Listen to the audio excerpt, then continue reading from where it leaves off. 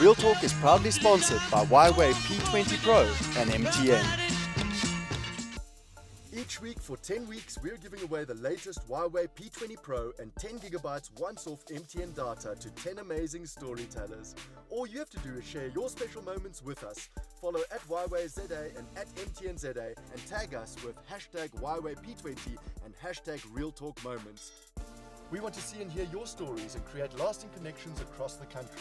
Each week there's a different theme, so keep checking our social pages for details and you could be a winner.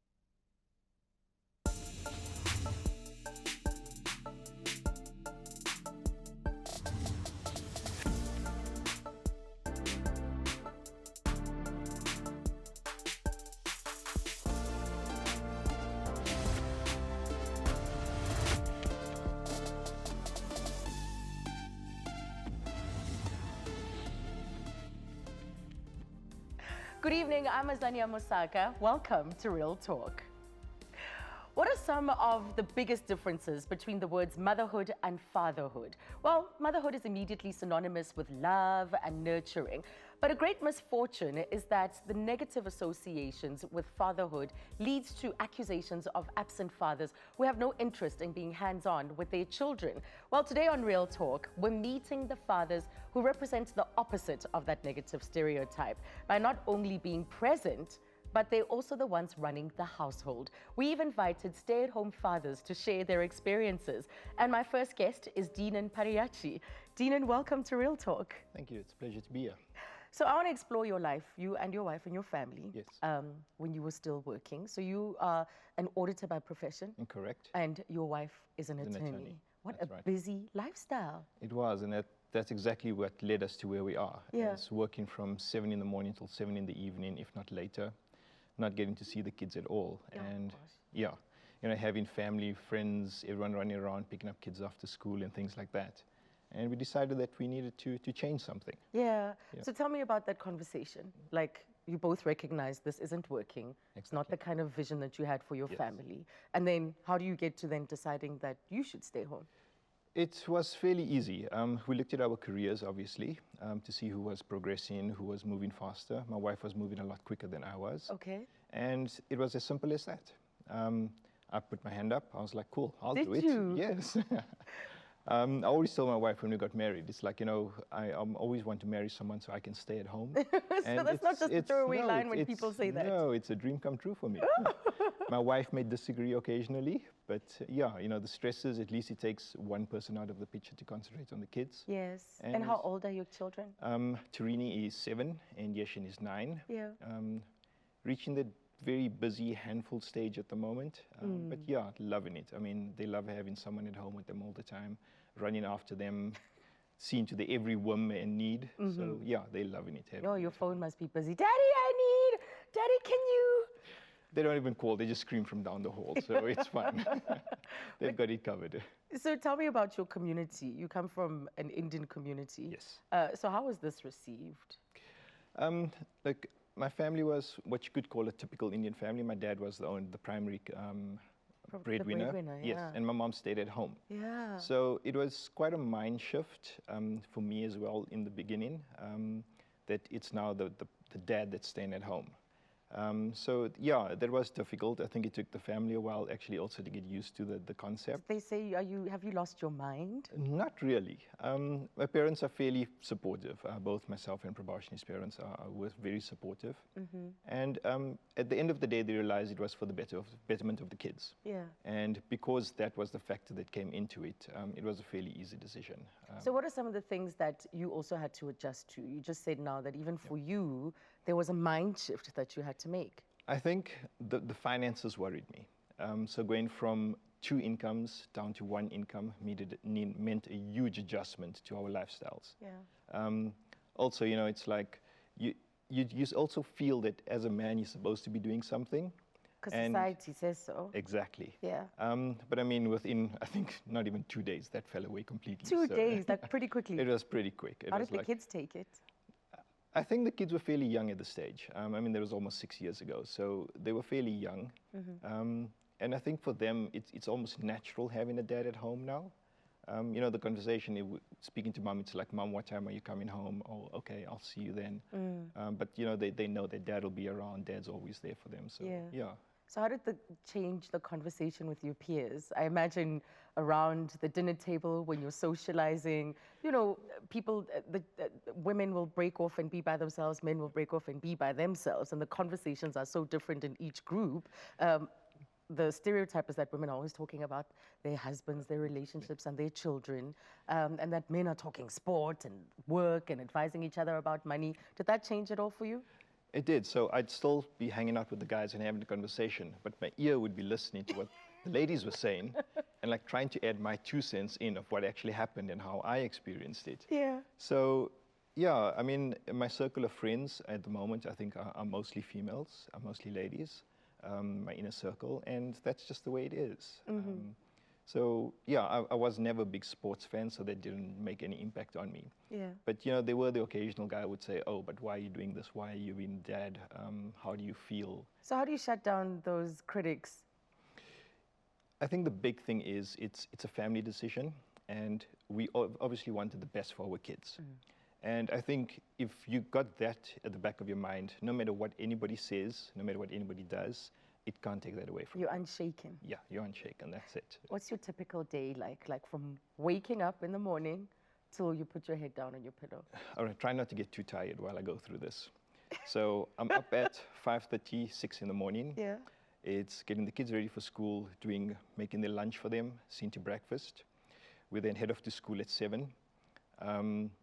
I come home after school. I've evolved to a work from home dad. Yes. So 9 to 12 is my time in the morning. From 12 o'clock, I'm back out, picking the kids up from school.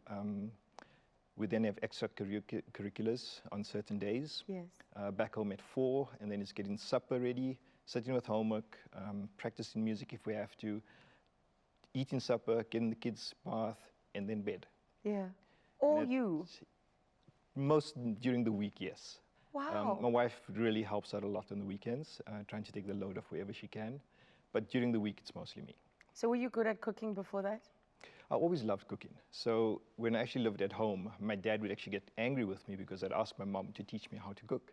And I've always loved cooking. And my son's actually taken quite a liking to it as well and become quite a good chef in the that's process. wonderful. Yeah. That's great. So what have been some of the greatest joys of making this decision? I think it's actually just seeing the kids grow up. You go through everything with them. My son's now 9, starting to hit puberty a little bit, getting those awkward conversations started at school and everything. So, going through all of that with them, just seeing my daughter turn into a lovely little girl. And yeah, I think just growing up with them is an absolute joy. Yeah. Homework is often a very painful part for parents. Yes. Because, and at primary school particularly, because they're learning how to read, they're getting to grips with the basics in mathematics. So it does require very hands-on kind of presence from parents. How are you finding that? Ours is actually a double-edged sword. So our kids actually attend the German school. So all their homework is in German, firstly. So for me, I had to learn German and still learning German and then helping them with that. But we actually have times that we have everything set out during the afternoon. So at 4:30 is homework. And homework shouldn't take us more than an hour. So we don't make it a long, drawn-out process where the kids become frustrated and angry and stuff. Yes.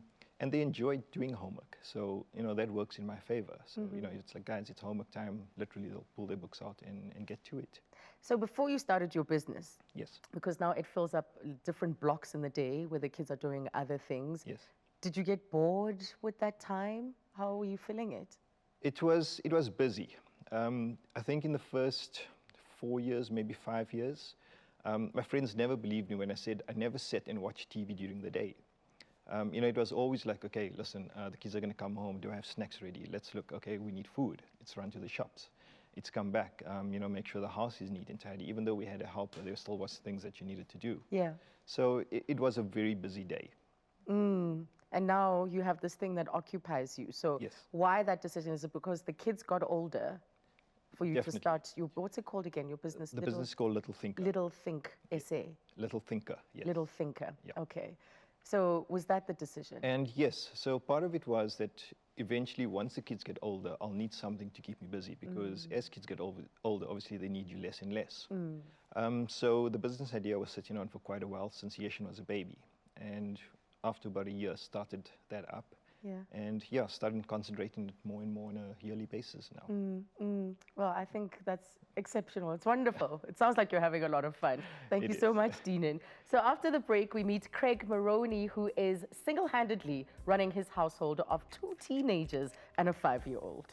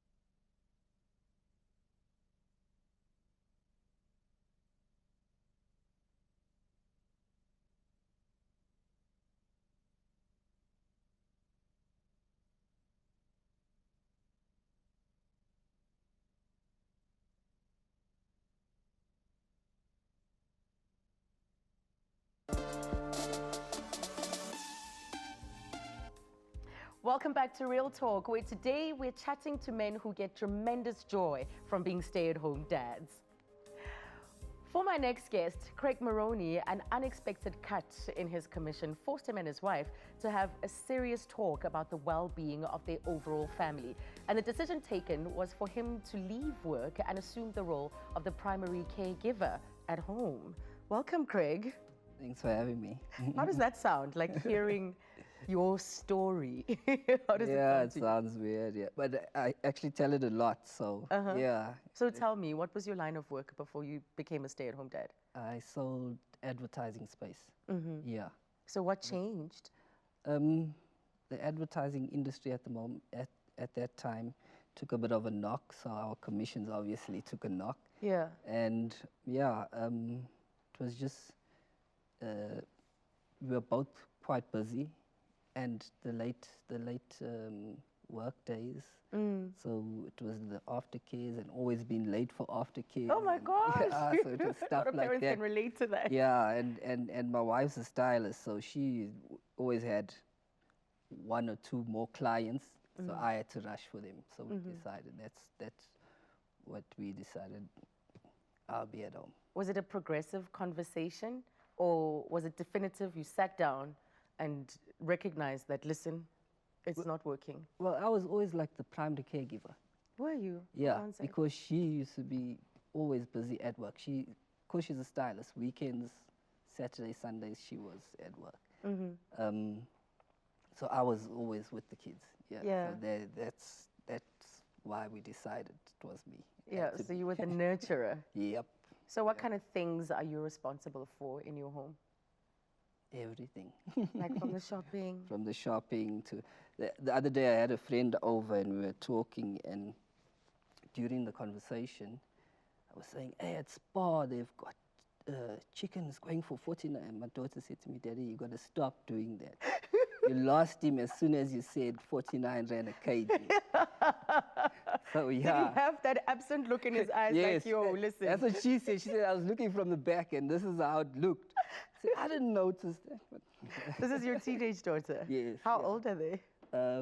15 and 16. And then the 5-year-old? And then the 5-year-old. Yes. Yeah, So the right oldest one number is key. the 16-year-old, and it's a Yeah, girl. The girl. And Yeah. the boy is 15 and yeah, The girl. 5-year-old is a girl. Yes.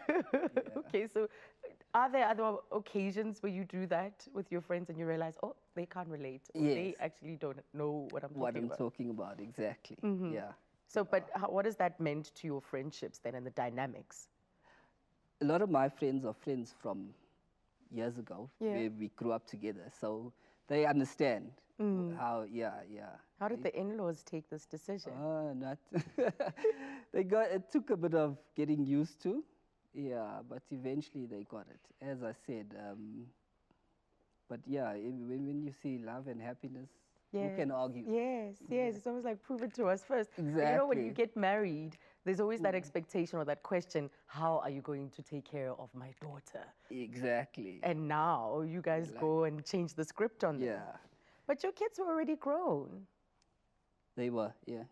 So it was still important for you to Yeah. be present. Well, it was, yeah, they were in primary school at the time. Yeah. So it was, yeah, and you know, primary school, it's after school Activities. activities and stuff, yeah. Yeah. So what's been the most surprising thing about this experience and being so hands-on? Like some of the challenges were like, if my daughter was having a friend over, the mothers always asked, okay, give me your mother's number and let me, she said, no, my dad. But who's going to be at home? No, my dad. And your mother? And so it was like, but the mothers, eventually they got used to it, yeah. Yes, yes. Yeah, okay. Craig is the one to call. And at school? At school, it was, yeah, the same, more or less the same thing. It was like, my daughter always joked and she said, yeah, whenever they say, your mother must be doing this, and she said, no, not my mother, my father. I like her already. I like her already because she's standing by this in a proud way. Yeah. So did you ever feel or have moments where you thought that your masculinity was threatened? Not really, eh? Yeah, you get the odd comment here and there and people making, but as I said, for me it was just a thing of kids are happy, wife is happy. Happy And life. of course she didn't have to cook, she doesn't have to cook, she doesn't have to, so, and it was like she works on her feet whole day. So for us it was a thing of less stress for her, she can concentrate on what she does, and we'll sort out what we do here at home. Yes. Yeah. And how has that affected or impacted the dynamic between the two of you? In the beginning it was a bit tough, but as we went, we went through those motions but we like understand one another a lot. Yeah. We've known one another from primary school. Wow. So yeah. Because a lot of men would be hesitant and say that my wife will stop respecting me because I'm not the breadwinner and she is. But you go into a marriage with respect already. Yeah. So that shouldn't change. Right. As I said, if you're married, it should be, if you got 50 cents, if you got R1 million, it should be the same thing. You know what I mean? Shouldn't make a difference. Do you miss the office at all? No. I'm looking at you now in your jacket and your shirt, and it's like, this is office wear, but I'm sure most of the time. No, probably I don't like at all, t-shirts no. You don't miss it at all? Not at all. Not even a little bit.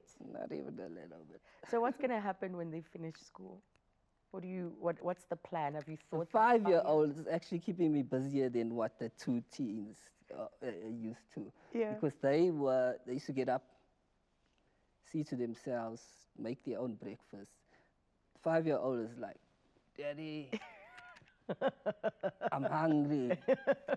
And don't give me last night's pasta, I want breakfast. You have a little prince on your hands. Yes. Oh. And he gets I'm a to have the queen. focus on him with you dedicated. Yeah. Uh-oh. Yeah. I imagine he's quite spoiled. The daughter, the small one is, yeah. Oh, Tata. she's, the little one. Yeah. The little one. Yeah, the little one's very spoiled. Even the other two said, this child gets away with too much. Yeah. We didn't used to do this. Yes, yes. But now it's more help because it's the two of them. Mm. I can say, hey, go to Reagan or go to Sid. No, Craig, you look like you're having fun. No, we do. You said you gotta have fun. Can't take don't take life too seriously. It should be fun. Yeah. You know what I mean? Yeah. Yeah. No, I'd love to ride along just to see what your day is like with your Oh, children. it's crazy. Oh. I said sometimes I always joke and say we're the most functional, dysfunctional family. Yeah. As long as it works. And there's love. Exactly. Lots of love. Lots of love. Thank you, Craig. Craig will be back a little bit later on in the show. But after the break, we meet a man who believes there really is no need to make a big deal about stay-at-home fathers. And he'll tell us exactly why after the break.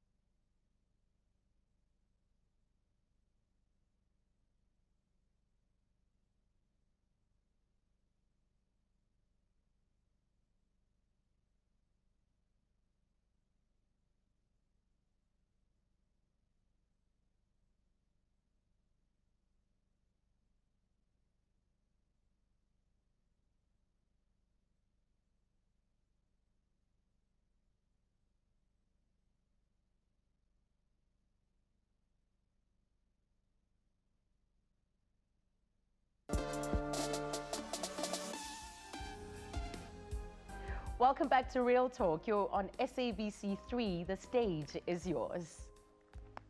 Damon Calvari had worked in the broadcasting industry for the better part of his adult life. When he became a father 6 years ago, he found himself taking care of 80% of the parenting responsibilities in his home. Now a business owner, and the business runs from his home, he balances his duties with being a stay-at-home dad. Hello, Damon. Yes, hello. So a lot of people will remember you from 5FM. Very Yes. distinct voice. I work with Gareth Cliff on Yes. the 5FM breakfast show. Yeah. And then I was with him at Cliff Central. Yes. Cliff Central's still going strong. Yeah. But I'm doing perfume now, generic perfumes from home. And being a stay-at-home Yeah. dad. Most people use the cottage to rent out for a tenant. We turn the cottage into a factory. Yes, the cottage industry, the cottage business out of your house. Yeah. But your sentiment is that we make too much of a big deal Well, about yes. stay-at-home dads. Why is that? Well, my wife and I, we didn't sit down and have a strategy meeting or a discussion about it. It just happened naturally. Yeah. So when I was working at 5FM, I'd wake up at 3:45 in the morning, and I'll be home at midday or 1 o'clock, and then I would go shopping, run the household, look Yeah. after the baby, take the dogs and the baby for a walk, and it just happened naturally. It didn't think it was a big issue or a big deal, but now then you see on Facebook, on social media, on TV, apparently it is a big deal. There was a thing on Facebook a year or two ago where these men had the baby strapped on his back or on his stomach. That baby carrier, yeah. And people were commenting on how amazing that is, and I just thought, oh, big deal. Been doing this. I've done it. I've strapped the baby on the stomach, on my big boop, and I've walked with the baby. It's not a big. It shouldn't be an issue. Yes. So you were in broadcasting, and your wife was doing the whole office 9 to 5. She's got a full-time job. Yeah. She's like a director at one of the theaters, so it's a full-time thing. So already she was out earning you. Oh, of course, without a doubt. In the broadcasting industry, it's not difficult for somebody to out-earn you. Yes, I know. I know. Yeah, so it happened naturally. She's got a full-time job. Can I tell you something? Yeah. This is not a criticism of my wife. She changed one nappy. One In nappy. all these years. We just got one child, 6-year-old Yes, Alexa. yes. She changed one nappy, and I remember the one day I asked my wife to do a bottle. She completely messed it up because she had never done it before. People don't know you've got to put the water in the bottle first. No, I can't remember now. No, you put the water in the bottle first. She Yeah. did it the other way around where she put the powder first. She messed it up because she had never done it before. Yeah. Isn't that funny? It is funny. It's unexpected because we always think it is the woman who automatically, like it's wired in us. Look, she did to the already know. birthing. She did the Carrying and the birthing. and she did a bit of breastfeeding. I couldn't do that. Yeah. But everything else I did. Damon, Yes. it must be interesting in your house. But when you initially got married, you didn't necessarily want children. No. From the onset. No, we wanted children, but it wasn't like a major mission. Yeah. We're going to have children. It's a natural thing that happens. Let's have a kid. And here she is. Yes. So what's been the most interesting thing, the most rewarding thing about you assuming this role? Sure. Well, let's talk about, look, first of all, the first 6 months, absolute torture. Why? It's just hectic. It's just looking after a baby. And then the first year, it's also, only after a year it gets better. Some people say even after 2 years. Well, with me, it was a year. You're that good. Yeah. But the thing is, rewarding, it's just, everything is rewarding. I suppose when your child says, I love you, or hello, daddy, or run, oh, I know what it is. When I fetch her from school, she runs towards me still, which is very sweet. Did she say daddy before she said mama? Not sure. Because there's a lot of competition around that with parents. And if Yeah. you're spending more time with her, I can't say for definite. yeah. I can't say for definite. It's not a competition. No. But the thing is, it does, it's not all plain sailing. It's not all wonderful. For example, my wife does sometimes feel bad. So, for example, this morning, Yeah. she decided she's going to take my daughter to the bus. My daughter now catches a bus. We drive about 8 minutes away to take her to the bus. This morning, my wife decides she's going to take my daughter to the bus. Was it stressful for her? I think because she knew I was going to be on this show now, so she wanted to just...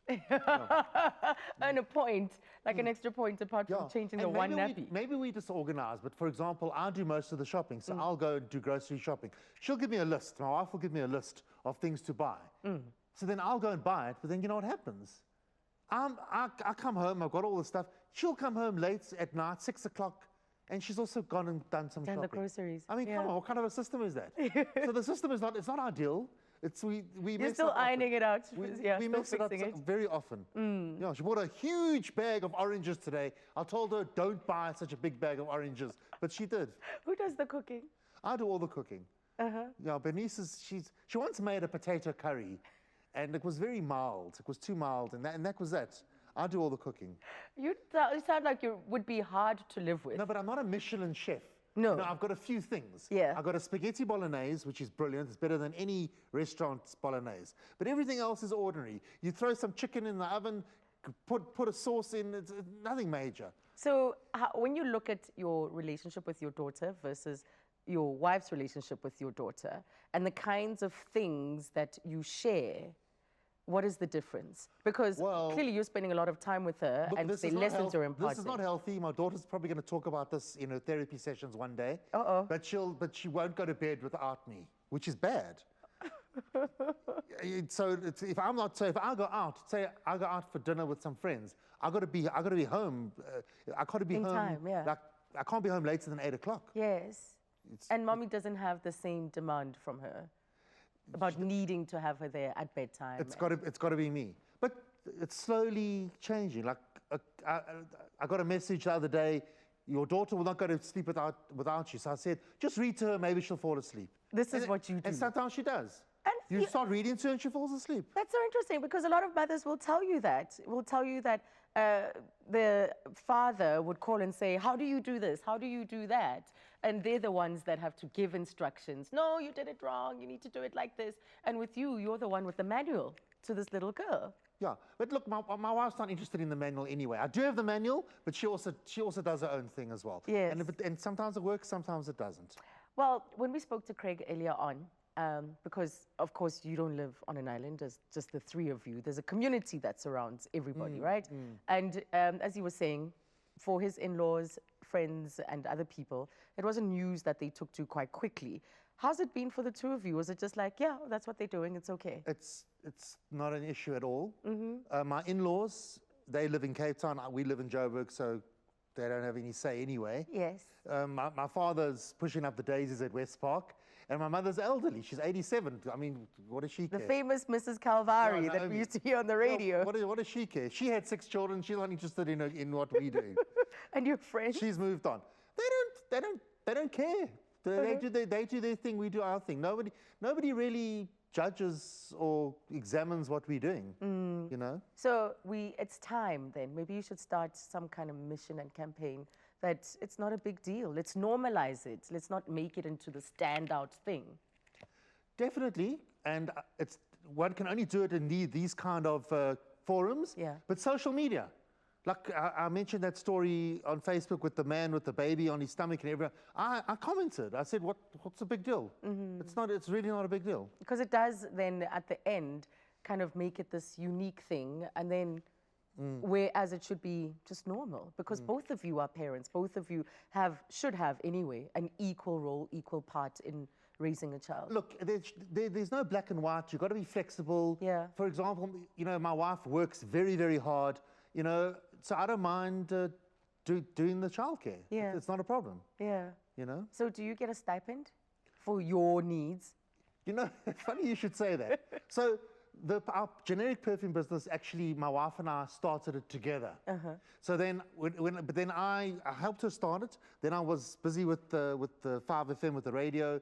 Then I was with Cliff Central. Then my wife wanted me to go back into the perfume business because just to cut costs. Yeah. So because some of her staff resigned, and so then just to cut costs. So then I was helping with the perfume business. Then she fired me. Then I became an estate agent for a while, and then I realized I couldn't sell a house, so I went back into the perfume business. So it's not a stipend, but sometimes it feels like it is. But so I get paid from the business, and that's how it works. I see. Okay, as long as it's working, like you said, it's not black and But we're white. saving money because when you run your own business, you run it better than any employer would do it. Absolutely. And It's as good as having her there, with you there, running the business Exactly. and taking care of your daughter. exactly. What a story. Thank you so much, Damon. Well, after the break, we've got all three of our dads on the couch as we unpack changing gender roles. We'll be right back.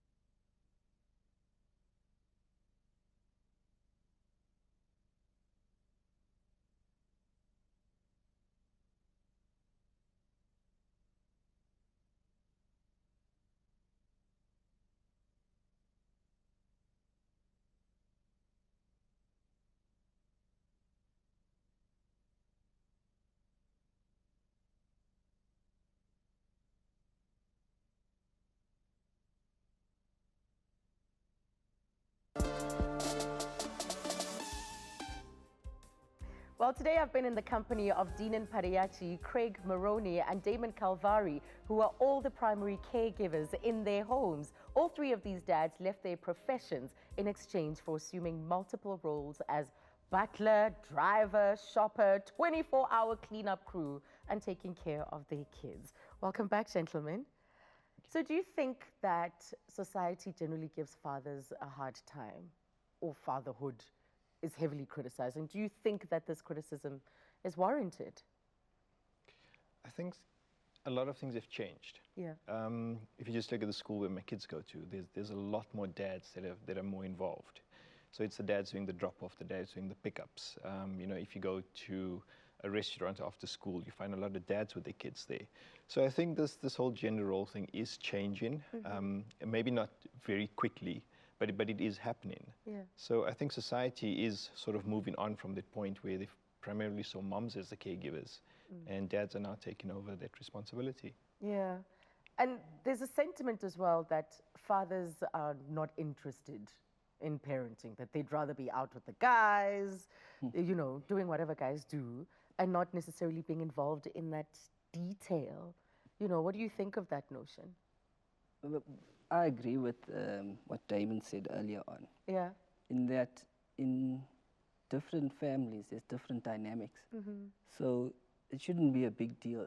I mean, if you understand one another, you and your wife, if you understand one another, you just take on whatever comes. But you you know what I have mean? to acknowledge you guys are breaking to the make, mold. yeah, With the society that we have, you're definitely breaking the mold. yeah, exactly. Maybe from where you are, you're in it, so you see like- nothing really special Yeah, about it. it's- But in the main, you're definitely breaking the mold. Yeah, at functions you have a lot of arguments and debates with people in that, and for me it was, what works for you is not gonna necessarily work for me. So Yes. you do you, I'm doing me. Yeah.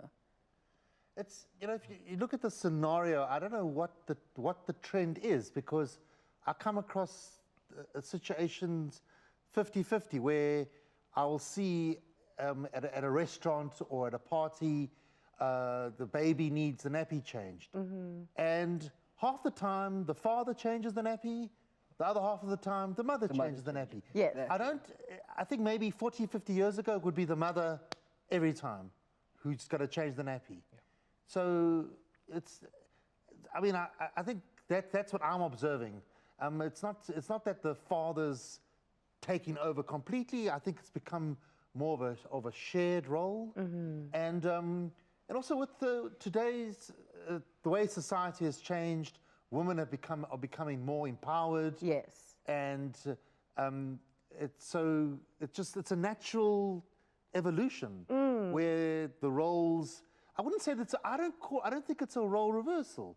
I just think it's a role sharing. Exactly.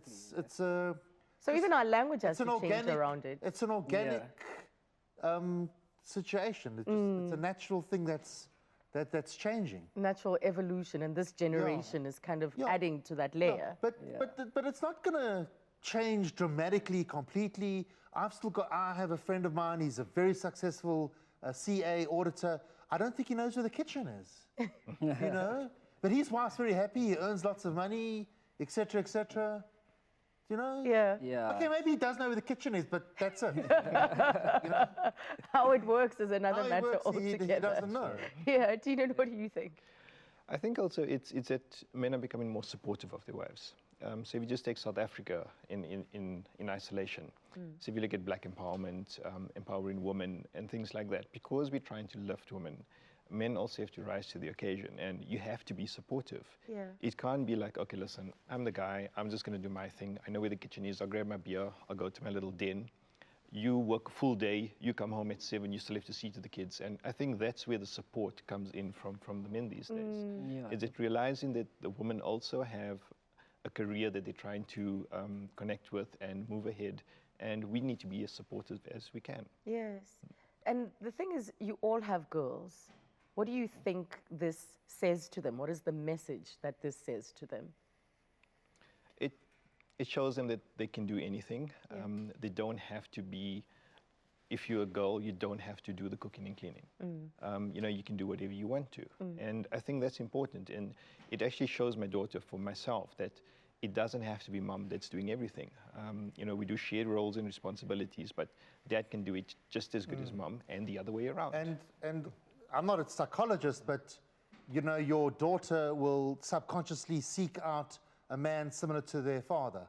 So I'm hoping my daughter will find a man who's not Progressive.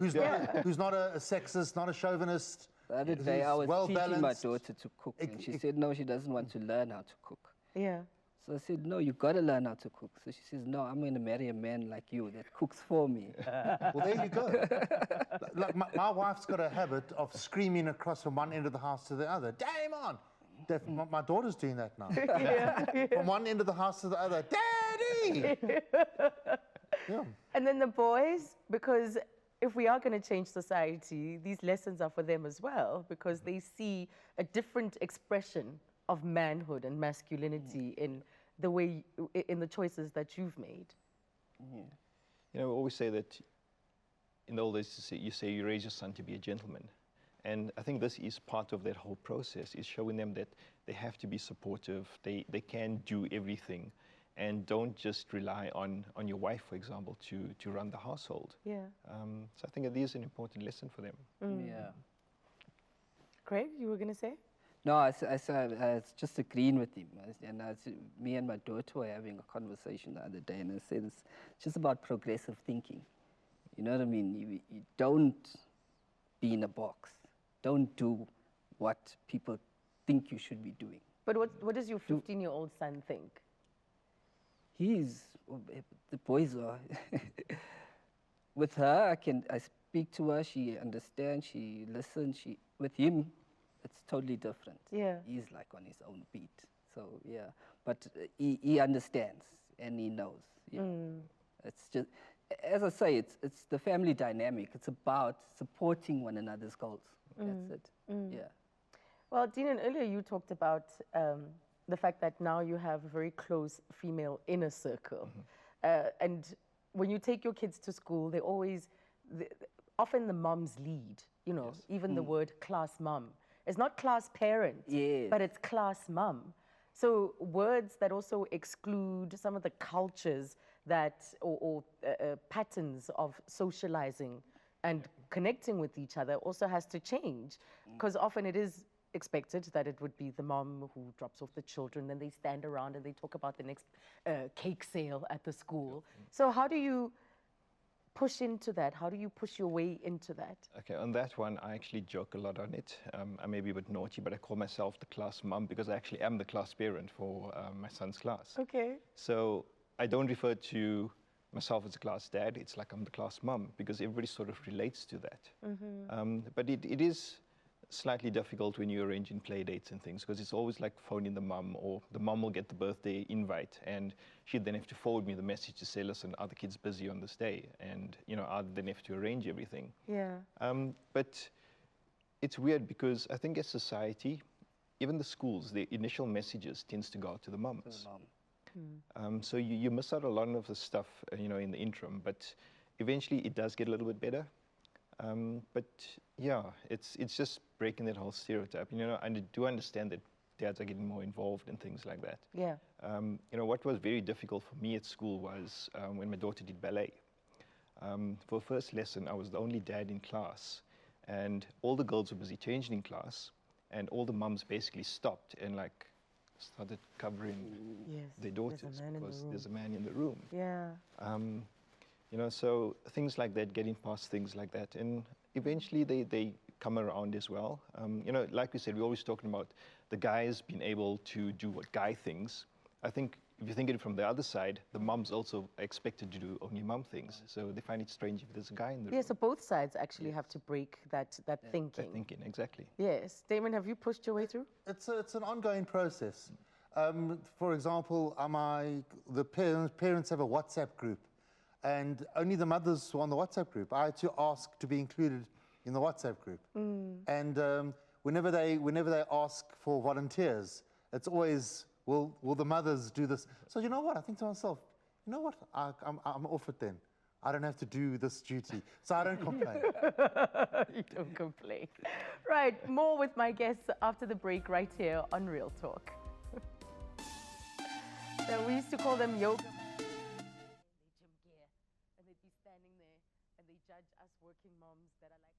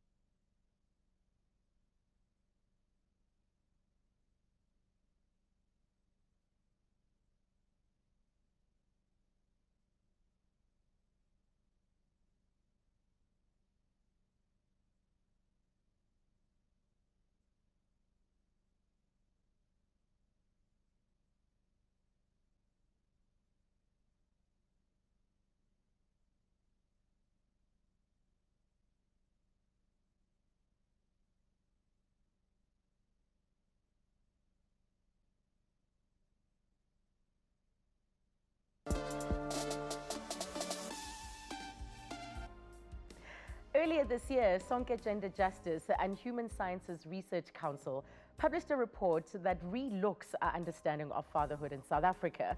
It highlights the positive ways men are embracing their roles and the benefits this has on mothers and children.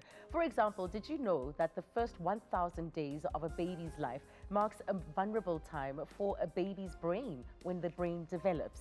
And the father's involvement in those first days can reduce the possibility of postnatal depression for the mother. So it would seem that mom, dad, and baby all stand to gain from fathers being hands-on and being involved in raising the baby. I still have my guests with me on the couch as we continue to unpack the experiences of stay-at-home dads.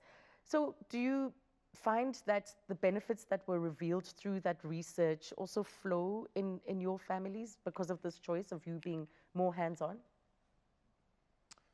Sure, it's hard to say. Yeah. I don't know, because you think you do everything right. You take them to the classes, to the clamber club, to the moms and tots where you're the only man there, and you read to your child every single night. Yeah.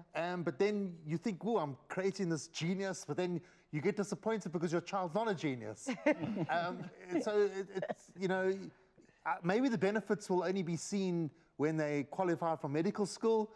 Maybe it's too early to tell. Yeah. I don't know. Yeah. It's not an exact science. So a clever person, someone once said, they were looking at these baby books, and somebody commented, you know what, your child hasn't read those books. Your baby doesn't read those baby books. You know? Yeah, so just manage your expectations about Yeah. what's going to happen out of that. Yeah. What I found is there's a lot of research at the moment that men take more risks with their kids when playing with their kids. And the research has shown that kids who take risks or learn to take risks are actually better business people or academics when they grow up, because they have that ingrained in themselves. And for myself, for Tarini, I can actually see that. So Risk, like throwing the baby up in the air. What kind of risk? yeah, but catching them, obviously. Catching them. But you are allowed to throw them up.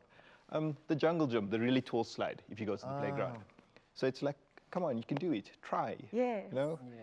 Climb all the way to the top of the slide and then go down on your own. I must admit, though, I've climbed to the top of the slide, and it's pretty scary once you get to the top. Yeah, I can't believe So- you've gotten onto one of those things. It was a bit of a wedge, but I managed. I can actually see her taking the risks. I mean, you know, don't get me wrong. There's a couple of mums out there who would actually put me to shame with the risks they allow the kids to take. Yeah. But men do generally have the more boisterous play, more risky behavior with kids. And I think that's also quite important for the kids to have that. Yeah. You know, it's like using the tones when you speak to your kids as well. It's not like, don't walk. It's like, be careful, there's steps over there, or don't run. You know, turn it into a positive thing instead of saying don't. You know, they always say the first word a baby always learns is the word no. No. Yeah. Because the first thing we always say is no, No. don't do that, no. Yeah. So I think as a dad for myself, it allowed me to give Tarini the chance just to be a bit more risky, take more risks, and also just encourage her to do that. Yeah, we had stairs in our house, and most people said, no, you got to put a gate at the bottom and a gate at the top, and don't let her go. And for me, it was let her learn early enough, and it would be easier for her. But where do you draw the line? Like, people put those sponge things on the corner of tables. Tables, We yeah. never did that. And our child, she never hurt herself. It was Yeah. never an issue. Yeah. Well, they do it once, and I then felt they learn. bad that I didn't Yeah. have the sponge on the corners. But it turns out that you didn't need them. Yeah. Yeah. So what about the question of discipline? Once again, if we look at the stereotypical role that the fathers will be the ones, mums will say, when your dad gets here, I'm going to tell him what you did. But you're the ones at home. So is there, when your mum hears about this, you're going to regret it? No, I never used Oh, that. so there's less shouting now. I never used that There's methodology. less shouting now? just What are you like, saying, Craig? Hey, I've And they never said, I'm going to tell your mommy, or when mommy I never do that. It's always, I'm final in with charge. you. I'm It's final with the I'm on the scene. I'm on the scene. And if you're doing something wrong, you answer to me. Yeah. If my wife's on the scene, then when mommy's on the scene, you answer to mommy. There's never I'm going to tell your father, or I'm going to tell your mother. I think that's unhealthy. Yeah, It's- because there's also the tendency for the parent who doesn't spend as much time with the child to overcompensate, you know, or to be less strict because of the lack of time that they get to spend Yeah, but with also the these child. kids are clever, man. They got brains. They will try. Manipulative. If you start doing that thing, I'm going to tell mommy, I'm going to tell daddy, they'll start using That manipulation. against Yes. you, yes. Yeah. Mommy said I can do this. Yeah. Meantime, mommy didn't say anything. So, Craig, where do you stand on that? So, for you, the look works The one look time works, and that's it. Yes, the look works. Sometimes my wife comes to me and says, "What must I do now?" I said, "Give the look." So she comes running to you. But it doesn't work for her, yeah. Yeah. Yeah. And Dean, in your house? I think it's like what was said. It's whoever's dealing with the situation deals with the situation. So if it's on the weekend or if my wife's home and I hear arguing about something or saying, listen, you can't do that, I don't get involved. I will literally turn around and walk the other way, and she needs to deal with it because the kids also need to learn that both parents are disciplinarians. Yeah. So yeah, and that works. You know, occasionally I do raise my voice if mum can't get across to them. But yeah, the parents that's there normally deals with the situation. What do you think the lasting legacy, or what is your hope then for your families through making this decision or because you've made this decision? It is a big question because it forces you to cast your mind to these people whose care or who you've had to care for, and the impact on your relationship, on how they will move forward in the world because you were there to raise them and be so hands-on. I think for us, it's building experiences for the kids. So everything's centered around the experiences that the kids go through. Yeah. And, you know, we'll never know where the kids are in 10, 20 years' time. And it's basically allowing them the opportunity, opening doors for them so that they can explore their own lives at a later stage. And yeah, I think that's pretty much where we are. It's generating that experience for the kids so that they know that they can do anything as well. And who knows where it'll lead. Yeah, for me, it's just being able to engage them, being able to get them to think differently, think on their own. Yes. You know what I mean? Break stereotypes, as you said. Yeah, and that's it. Yeah, because chances are they will emerge different to their peers who've been in, you know, the traditional home. Yes. For me, I think the most important thing is that my daughter understands that there was unconditional love. And she must remember that both her parents were there supporting her and bringing her up. And even if she did something wrong, we still love her and we still support her, and we're always going to be around for advice and for help. I think that unconditional love is the most important thing. Yes. Wow, you've all been so fantastic. After you shout at your child must still know Give that them a big hug. There's love. There's love. There's still love. Yeah. You Let's have fun. She mustn't feel that she's in Guantanamo Bay. Oh, stay-at-home dads are like, oh, I love it, I love it, I love it. Can I ride along one of these days? Monday with than you, welcome. Damon. Tuesday with you, Deanan. And then Craig, we'll have the Wednesday. As long as you take Thursday and Friday off because it's going to be hectic. They'll need time to recover. Well, I want to thank all of my guests. It's been such a pleasure having these conversations that have begun making us think differently about traditional gender roles. When all is said and done, all we as parents try to do is make decisions that are in the best interests of our children. So that's the most important thing. We'll see you again next time. Thank you so much for watching. From us as the Real Talk team, it's good night.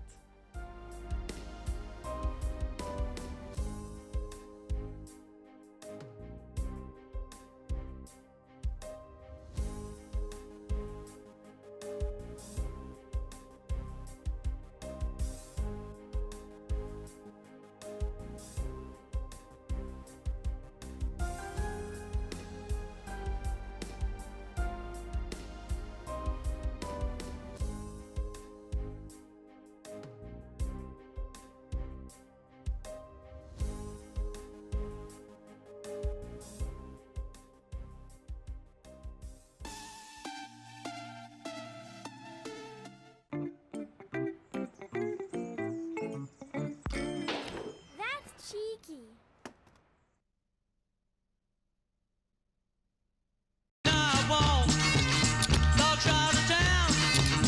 Real Talk is proudly sponsored by Y-Way P20 Pro and MTN. Eat Each week for 10 weeks, we're giving away the latest Huawei P20 Pro and 10 gigabytes once-off MTN data to 10 amazing storytellers. All you have to do is share your special moments with us.